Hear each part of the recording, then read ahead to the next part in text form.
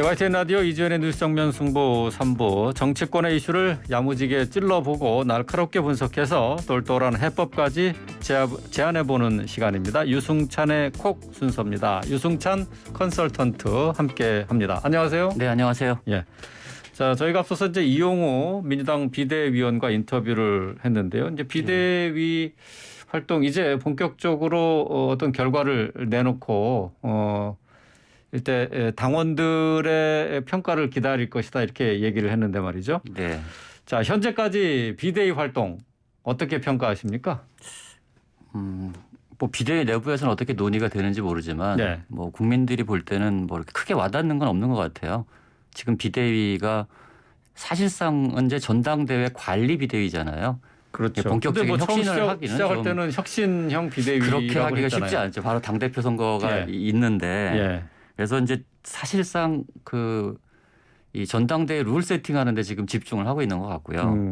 뭐 오늘 뭐 뉴스 보도 보니까 그 이재명 의원 측에서 요구한 권리당원 의사를 더 많이 반영하자 뭐 이런 요구가 있었지 않습니까? 권리당원의 반영 비율. 네, 근데 이제 권리당원 반영 비율을 40으로 그대로 두고 대의원 반영 비율을 45에서 30으로 낮추고 이 낮춘 거를 이제 국민 여론을 더 반영하겠다 뭐 이런 정도로 지금 가닥이 잡혀가는 것 같아요. 예. 그래서 사실상 뭐 지금 뭐 어대명 뭐 이런 얘기가 나오지 않습니까? 그렇죠. 어대명 얘기가 나오고 있는데 그 사실상 이게 권리당원 비중은 그대로 뒀지만 사실상은 권리당원 비중을 강화한 거죠. 예, 그런 룰 세팅이 좀 진행이 되고 있는 것 같고요.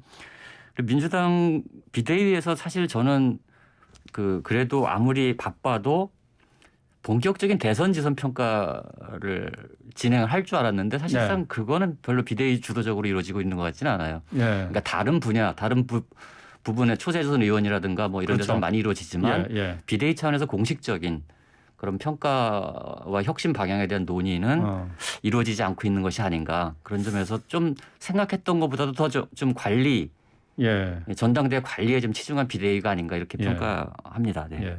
뭐 대선과 지선에 대한 평가는 비대위 차원에서 하기 이전에 이미 뭐 여러 차례 진행이 됐고 워크숍을 통해서 그게 다 이루어졌다 이렇게 보는 것 아닐까요?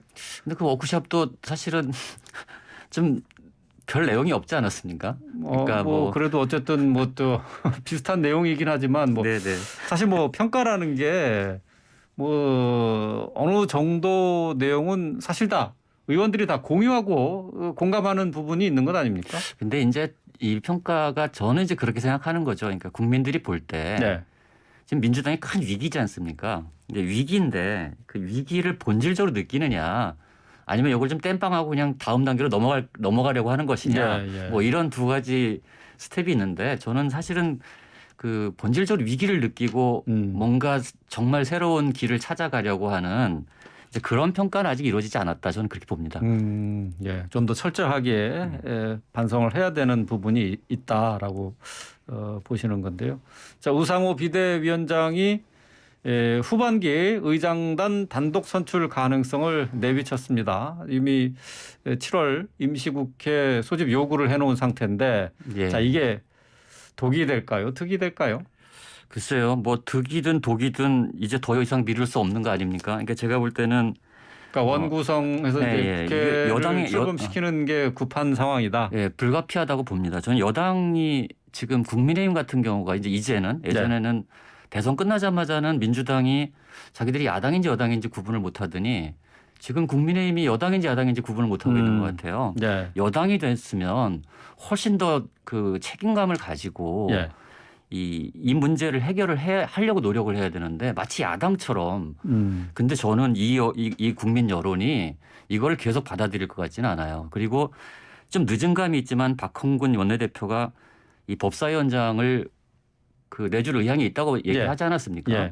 그랬으면 이 사개특위 참여를 해야죠. 그 정도 양보를 하면서 원구성을 하고 지금 국민들은 지금 굉장히 걱정이 많거든요. 이 3고 시대 물가도 오르죠. 경제 위기가 온다는 얘기도 여기저기서 나오는데 지금 국회가 원구성도 못하고 인사청문회도 못하고 있단 말이에요. 그렇죠.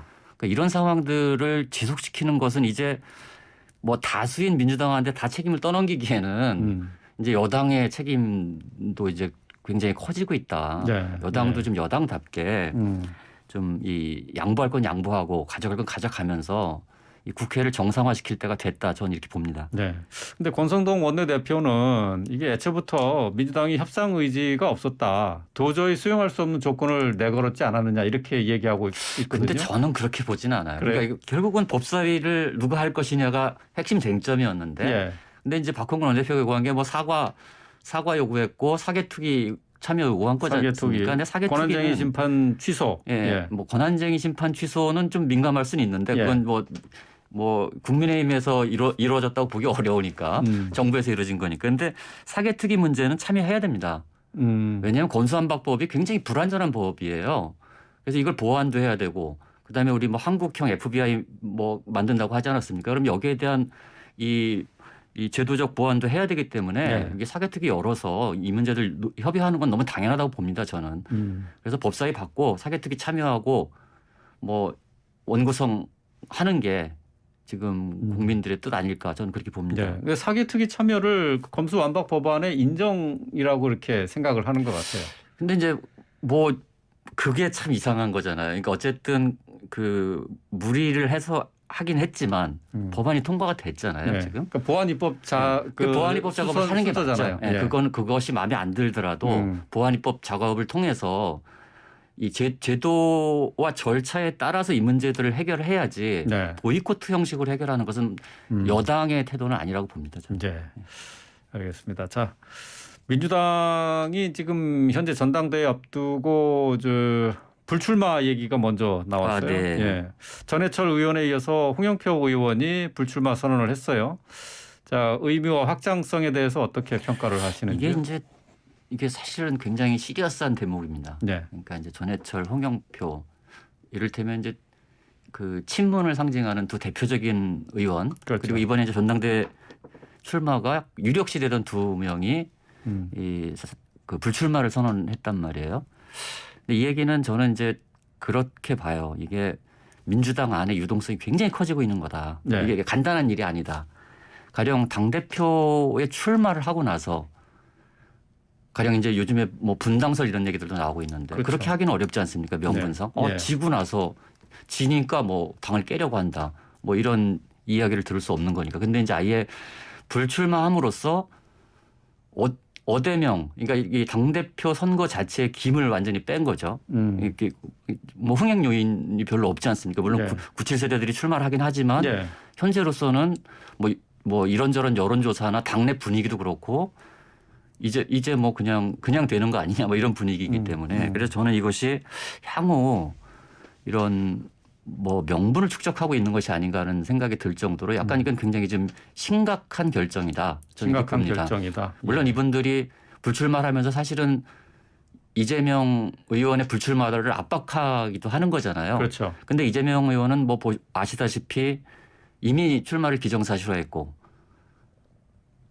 정치개혁 어젠다까지 던졌잖아요. 당원의 명령이라는 말을 하면서 그 얘기는 당대표에 나가겠다는 사실상의 출마 선언과 같죠. 아, 이게 네. 출마 선언이다. 네. 어제 이제 이재명 의원이 쓴 얘기죠. 정치개혁은 당원의 명령이다. 이게 사실상의 출마 선언이다 이렇게 봐야 되는 거군요. 그렇죠. 그래서 저는 사실은 뭐 이 민주당이 반성해야 될 것 중에 하나가 저는 우리 민주정당 안에서 늘 많이 나오는 얘기가 명령.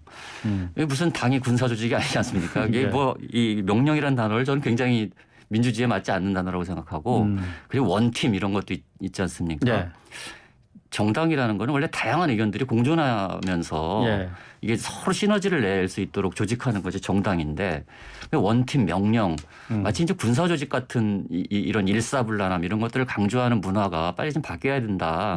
안 그러면 민주당 안에는 굉장히 다양한 세력도 존재하고 의견도 존재하는 거 아닙니까? 이걸 한 방향으로 끌고 가려고 하면 이 당이 온전히 작동을 할 수가 없고 자칫 잘못하면 갈라질 수도 있는 상황까지 오게 되는 거잖아요. 그래서 저는 어쨌든 그런 분위기들이 좀 위험하다. 지난번에 제가 팬덤 정치를 강하게 비판했는데 이게 이제 팬덤 정치 영향을 굉장히 많이 받고 있는 겁니다. 이런 단어들도. 그렇게 이제 휩쓸려 가고 뭐 이러는 것들에 대해서 좀 경계할 필요가 있다. 이렇게 봅니다. 그러니까 친문의 대표 주자라고 할 수 있는 의원들이 연달아서 이제 불출마 선언하는 게 전당대회 일정한 긴장감을 좀 낮추는, 그러니까 좀 김을 뺀다라고 표현을 하셨는데, 네, 그거는 그런 것 같아요. 그리고 저는 사실상 이 최근 들어서 느껴지는 게 이 민주당의 어떤 이후 분당 가능성이 좀 더 네. 커지고 있는 것이 아닌가 뭐 이런 생각이 듭니다. 예. 분당 가능성도 높아지고 있는 그 명분 것이고. 축적용이기도 예. 하다. 예. 뭐 이런 생각이 들기도 하는데 그건 뭐 두고 봐야 할 얘기지만 민주당 내부에서도 이 분당 얘기들이 지금 이제 심심찮게 나오기 시작했거든요. 네. 뭐 그렇군요. 예. 그 새로운 바람으로 이제 강병원 의원이 이제 출마를 선언했고 박용진 의원도 출마를 굳힌 것 같아요. 네. 어쨌든 뭐 또 다른 꼭 친문 의원이 아니더라도 세대 교체의 바람을 좀 일으킬 수도 있지 않을까 싶은데요. 그래도 어대명인가요? 네, 저는 뭐 지금 상황에서 거론되고 있는 이제 97세대, 네. 이른바 97세대 이제 뭐 거기 강병원 의원 또 이제 강원식 의원도 나온다는 얘기가 지금 파다하게 있어요. 예, 그러니까 예. 아무튼 이제 이런 의원들이 나오는데 무게감이나 상징성이나 뭐 이런 걸로 볼 때 뭐 이재명과 대항하기엔 좀 역부족이다 저는 이렇게 봅니다. 예. 그리고 과연 그 97세대가 그렇게까지 새롭냐? 물론 저는 이제 오늘 뭐 안병진 교수가 그 칼럼에서 네. 낀 세대들이 이 세대 교체의 브릿지 역할을 해야 된다, 교량 네. 역할을 해야 된다 이런 이제 주장을 하기도 했는데 물론 그것도 현실성이 있는 주장이에요. 그래서 네. 민주당의 가령 뭐 김혜영 의원이나 뭐 아무튼 그 97세대 예, 예. 의원과 정의당으로 치면 조성주 뭐 예. 이런 사람들이 중간에서 역할을 하면서 더 젊은 세대로 이양하는 이제 가교 역할을 했으면 좋겠다 이런 주장인데 예. 그것도 뭐 의미는 있지만 당선 가능성은 굉장히 떨어지는 것 같아요. 아, 그렇군요. 결국 당심이나 민심, 전당대회에서 당권 도전에 나서는 이재명 의원이 당권 도전에 나선다면 결국 선택은 이재명 의원이 받게 될 것이다. 이렇게 네, 거의 봐야 되나요? 그렇게 봐야 될 것 거의 다? 같습니다. 예. 거의. 예. 그래서 이제 이재명 의원의 역할이 되게 중요했던 건데 네. 그리고 당에 굉장히 많은 분들이 가서 불출마를 권유를 했지만 뭐 이 나오려는 의지가 확고하고 뭐 그런 측면에서 볼 때는 지금 당장 뭐 그 흐름을 뒤엎을 만한 네. 그런 다크호스는 없다. 저는 이렇게 봅니다. 예. 좀 전에 분당 가능성 얘기를 언급하셨는데 어느 정도 가능성이 있다고 보세요? 저는 매우 커지고 있다고 봅니다. 커지고 있다고요? 예, 예. 아. 이게 이제 사실은 이번 당대표 선거에 던져진 질문은 딱 하나입니다. 예. 그러니까 이재명 의원이 당대표가 된다는 많은 사람들이 그렇게 생각을 하고 있고 예. 그것이 이제 예. 그 뭐 100%는 없는 거니까 예. 아주 압도적으로 그게 된다면 질문은 딱 하나죠. 이재명으로 총선을 승리할 수 있습니까? 이 질문입니다. 총선. 이재명으로 다음 총선을 이길 수 예, 있느냐. 2024년에 총선. 이 질문에 대한 다양한 대답들이 있을 수 있어요. 이번 대선과 지방선거에 특히 수도권 지역의 득표율 이런 것들을 보면은 이 유동성이 굉장히 커질 수밖에 없어요. 수도권 지역의 지역구를 둔 의원들 같은 경우는. 네. 그랬을 경우에 이재명 의원으로부터 원심력이 작용할 가능성이 굉장히 큽니다. 네. 그리고 전당대회를 통해서 어쨌든 당심을 확인하고 당심과 민심을 통해서 이재명 의원이 당대표가 됐는데 그런데 그 이후에 당이 쪼개진다. 그것도 또 전당대회를 거친 당의 그 상황으로는 그 쉽게 예상되지 않는 건데요. 근데 뭐 그거는 이제 뭐 당이 생물이니까 네. 그런데 이제 그 이재명 의원을 둘러싼 이 당내 기류가 이제는 약간 좀 분화되는 기류들이 좀 있고 굉장히 이제 불편해하시는 분들도 꽤 많기 때문에 거기다가 총선이라는 한 큰 이제 이 산을 어쨌든 공천권도 갖고 그거를 지휘해야 되는 위치가 이번 당대표잖아요. 네. 그렇기 때문에 그 가능성을 둘러싼 내부 논란 분화 과정들은 굉장히 격렬하게 전개될 가능성이 많습니다. 아, 그래요. 전당대회 이후 오히려 더 혼란상을 연출할 수도 있다. 예. 그런 얘기를 해 주셨는데 뭐 좀 다른 얘기를 좀 해보겠습니다. 지난 27일 발표된 리얼미터 여론조사에서 취임 50여일째에 불과한 윤석열 대통령의 국정수행 부정평가가 긍정평가를 넘어섰습니다. 자, 이게 부정적 평가의 정도와 속도가 좀 빠른 편 아닌가 싶은데 주된 원인은 어디에 있다고 보세요? 되게 빠르죠. 네.